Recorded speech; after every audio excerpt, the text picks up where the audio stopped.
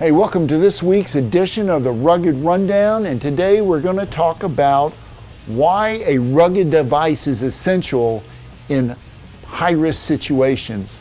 And let's talk about that a little bit. You know, are you a first responder, police, fire, EMS, any of those guys, firefighters, another famous one?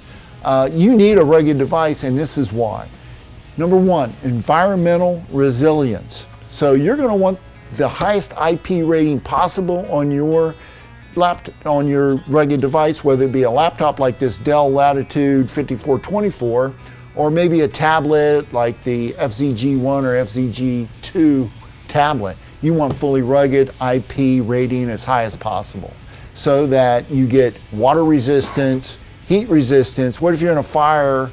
You know, what if you're fighting a fire and it's high heat? You're going to want heat resistance, extreme cold resistance, and that goes back to those military standards like the military standard 461F or 810G.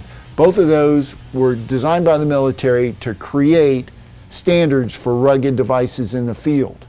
Operational continuity. You want to make sure that the data on your hard drive is always available. They cushion these hard drives so they can withstand the vibration that it may go through.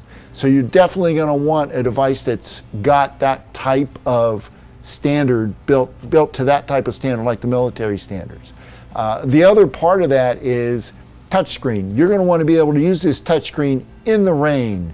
You're going to want to be able to use it while you're wearing a glove, also with your finger or even with a stylus. You want it to work no matter what.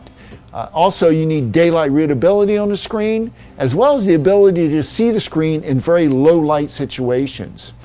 That's extremely critical when you're a first responder, police department, police guy, or fire department, any type of operation like that.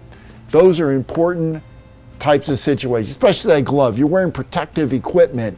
Glove is important. You're going to want to be able to get your information while wearing that glove on the touchscreen.